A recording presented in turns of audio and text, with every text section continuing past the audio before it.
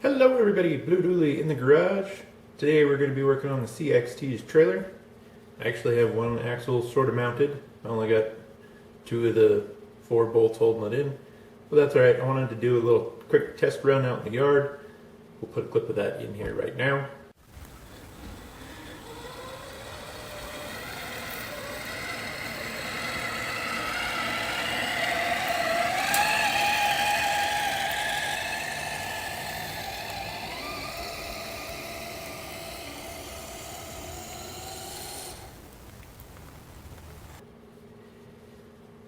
And I'm pretty happy with the way the suspension came out. I kind of redesigned it a little bit from my tutorial vid I uploaded last weekend or 2 weekends ago on FreeCAD.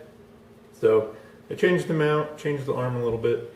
We'll get you in closer so you can check it out. Also, if you don't follow them, I suggest you check out Welker Farms on YouTube. Nick does some incredible cinematography of their farm operation with drone shots. It's really beautiful, and they're a lot of fun to watch. So go check them out. I finally got a hat. This is the first YouTube channel merch I've bought, so expect to see some more merch from other channels on mine when I get a chance to order some more stuff. I'm hoping Tony over at CCXRC gets some more hats in, because I like hats. So let's get you in close and show you what we're working on, how my setup's working so far. So this is my second design. I narrowed the mount down quite a bit, and I added a little more meat around the axle as well as a brace. The pin right here for the swing arm is actually just a pin with a felt head on that end, and then it has another little screw here. And they just screw together, just like that. So that's what my swing arm mounts to, and it actually worked pretty freely. Worked out a little better than I thought it would, actually, but it pivots around and doesn't, it has a little slop side to side, but that's okay. Again, it doesn't have to be perfect. The swing arm itself, as I said, I mounted, well, I put a little more meat around the axle shaft, and then I added this little bit of a brace.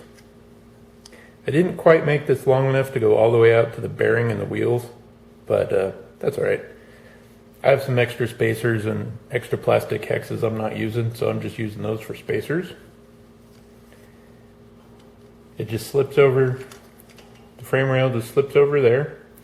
This one, well, this block is meant to go on that side, and this arm also goes on that side. Because as you can see, it's mounted a little screwy, but we can put it on upside down and kind of show you how everything fits together. Let's get it. I still need to finish punching the holes out on that one. So that just sits on the frame. The little spring perch goes there. Make sure it's still all kind of in the frame there. And yeah, just super simple.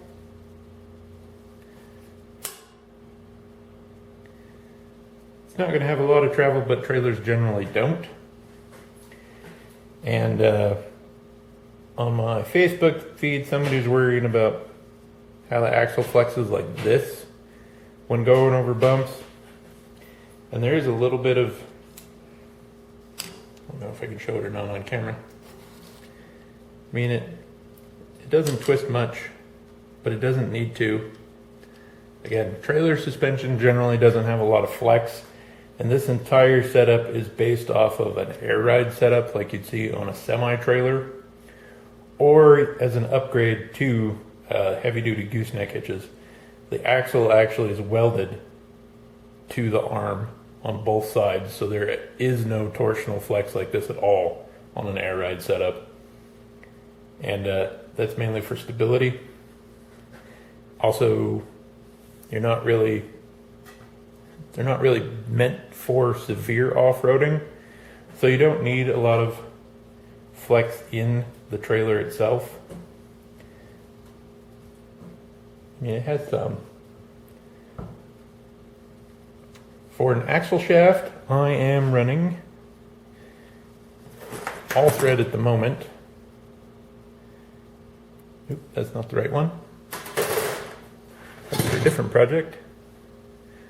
All thread, just 1024.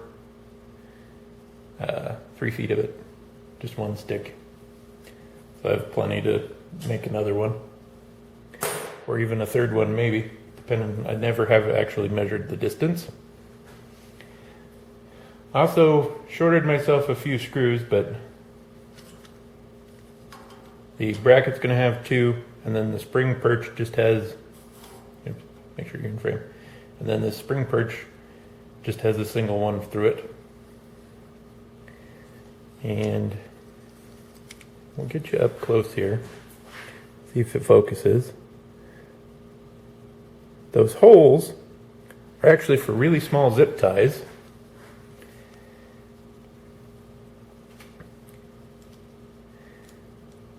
And that's what's going to keep the spring in place, is I'm going to just zip tie around it.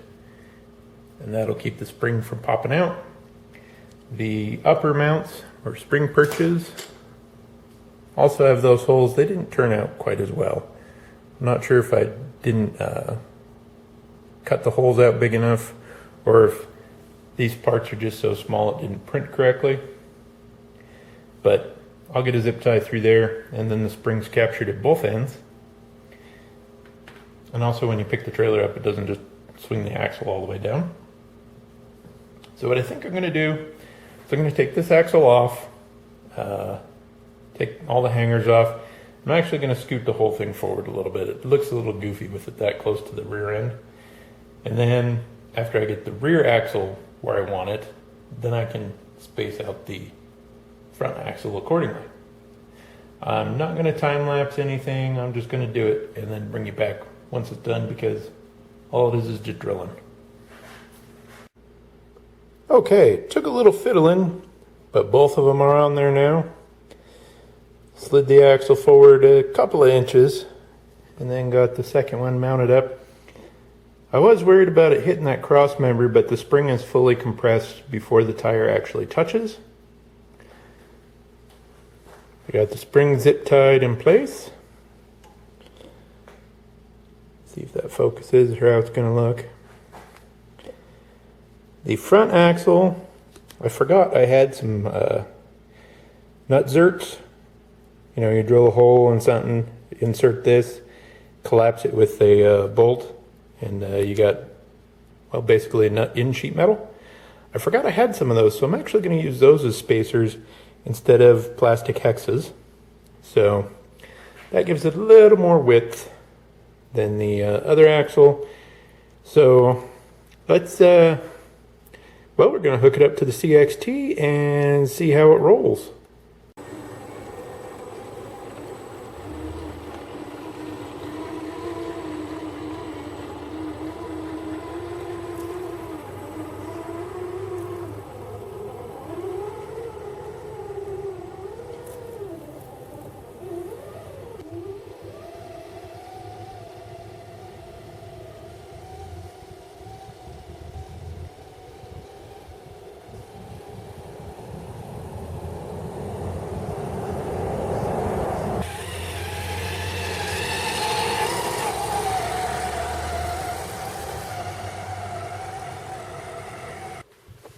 All right, I had to put something on it to give you a sense of scale.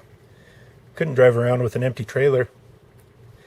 Of course, sitting on the back is the wife's HPI Venture, a 1/12 scale or 1/10 scale crawler, and in front of that is my Kyosho USA-1 monster truck, which is the same size as a Tamiya Clodbuster. In fact, those are actually Clodbuster tires on it right now.